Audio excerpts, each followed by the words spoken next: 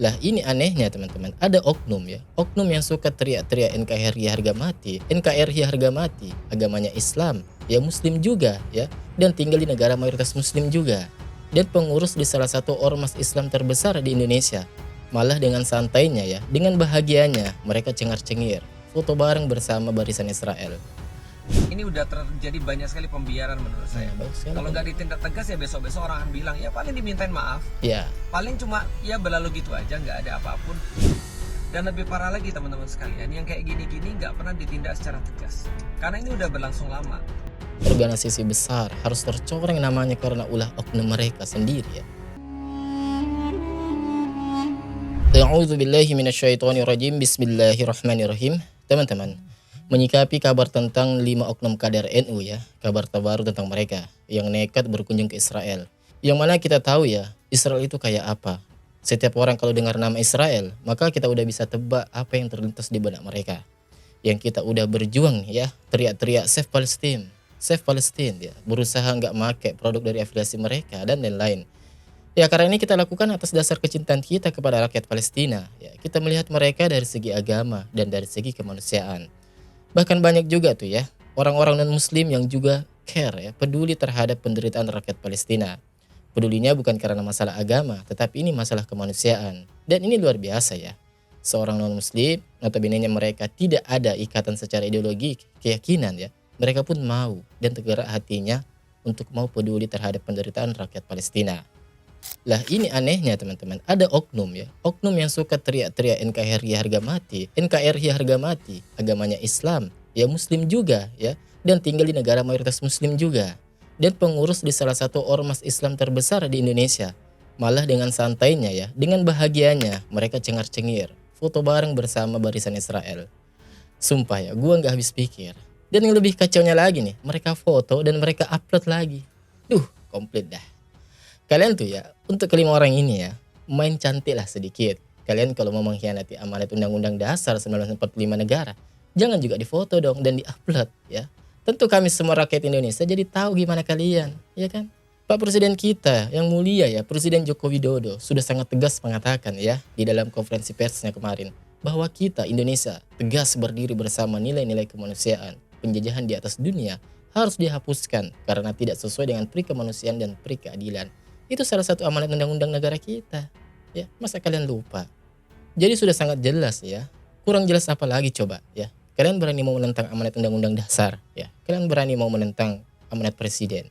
Ya Allah, nggak mungkin kan? Jangan begitulah ya. Saya sebagai salah satu rakyat Indonesia malu ya. Sebagai umat Islam Indonesia, pecinta NU ya. Nahdlatul Ulama, saya sangat-sangat malu ya atas kejadian ini. Berbagai kecaman demi kecaman sudah dilayangkan, dan saya pun pribadi ya mendorong pihak PBNU untuk mengambil sikap yang tegas terhadap kelima kader mereka ini.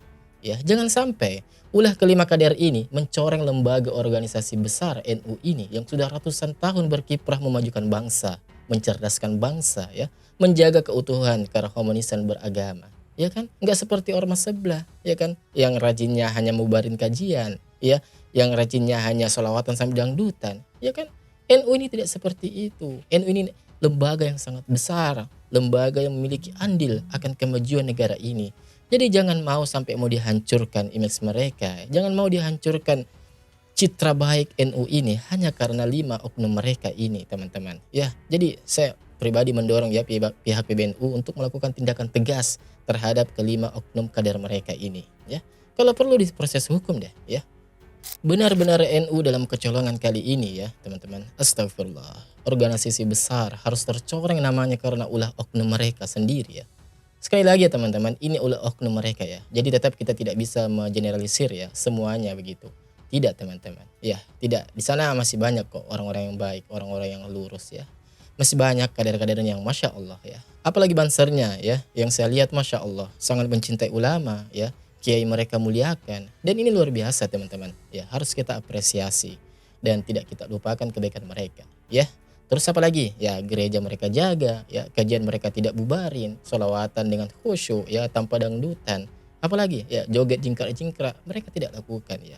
Dan ini NU teman-teman, Masya Allah ya. Allah harus tercoreng hanya karena 5 oknum mereka sendiri. Sangat disayangkan sih teman-teman. Tetapi kabar baiknya teman-teman, saya baru mendengar kabar hari ini ya, bahwa kalau nggak salah ini ya ini ada beritanya bahwa ternyata kelima kader dari NU ini yang berkunjung, yang melakukan lawatan ke Israel itu sudah dipecat teman-teman. Ya, sudah dipecat oleh PWNU Jakarta. Sudah dipecat dari kepengurusan NU oleh PWNU Jakarta. Dan alhamdulillah ya teman-teman. Dan ini patut kita apresiasi dan patut kita syukuri. Apalagi kemarin kan ketua dari PBNU telah meminta maaf atas kelakuan 5 oknum mereka. Ya, akhirnya kita lihat bahwa PBNU kali ini dalam masalah kali ini cukup serius untuk menanggapi masalah ini. Artinya dengan melakukan tindakan yang tegas, pemecatan. Ya, tetapi walaupun di saat bersamaan kita lihat ya bahwa tak sedikit ya komen-komen para netizen itu yang mengkomen begini, yang berkata demikian, bahwa tidak cukup hanya dipecat ya, proses hukum juga ya. Gimana menurut kalian? Ya, coba yang nonton video ini gimana menurut kalian? Apakah cukup dipecat ya atau harus diproses nih? Ya, coba kalian komen di kolom komentar di bawah ya. Baik teman-teman, saya juga ada sebuah video ya tentang tanggapan Ustaz Felix Xiao tentang kejadian yang memalukan ini teman-teman. Mari kita simak bersama-sama videonya.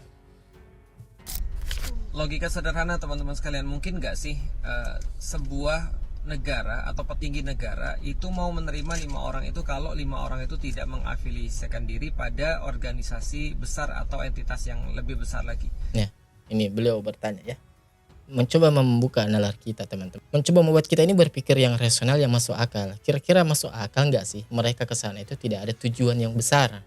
Mereka ke sana itu hanya sekedar foto-foto ya, ketawa ke TV ya, ngobrol biasa. Mari kita lanjut coba videonya. Misalnya kita lihat bahwa orang-orang ya ternyata banyak sekali yang jualan NU.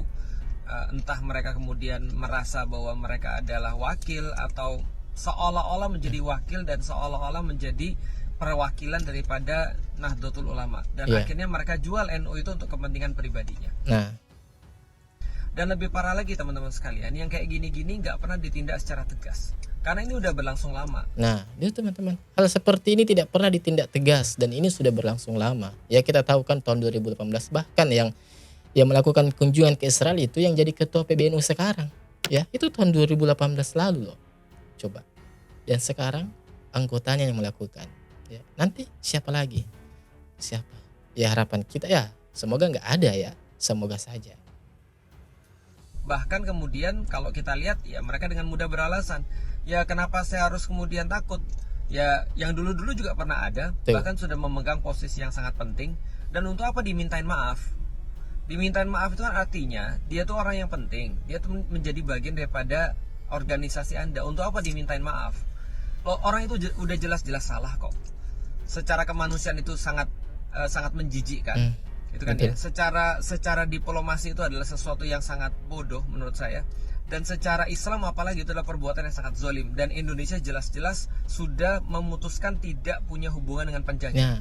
Bahkan sikap tegas Presiden Joko Widodo itu sudah disampaikan bahwa kita Indonesia berdiri tegas di atas pembelaan terhadap Palestina, teman-teman. Lu aja sampai walk out. Nah, tiba-tiba ada orang Indonesia yang tidak memperhatikan, lalu kemudian malah bertindak sendiri dan bahkan mengatasnamakan organisasi besar seperti NU. Harusnya ditindak tegas sih.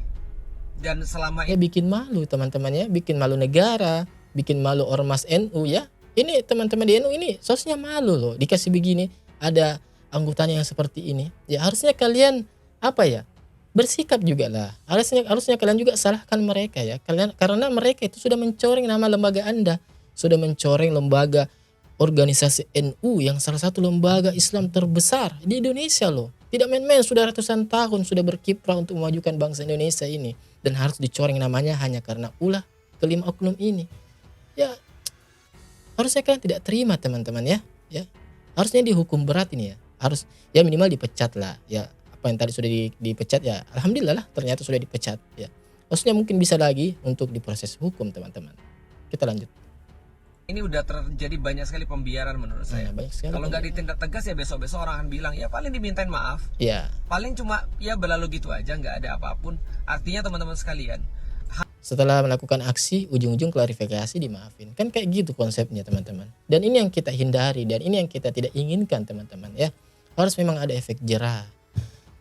Hal-hal yang kayak gini nggak boleh dibiarkan, karena hal-hal kayak gini ini adalah sebuah menurut saya pengkhianatan terhadap apa yang menjadi amanah daripada organisasi dan juga menjadi pengkhianatan terhadap sikap orang-orang Indonesia pada umumnya. Nah, jadi itulah tadi ya teman-teman, sebuah video ya atau tanggapan dari Ustaz Felix Xiao.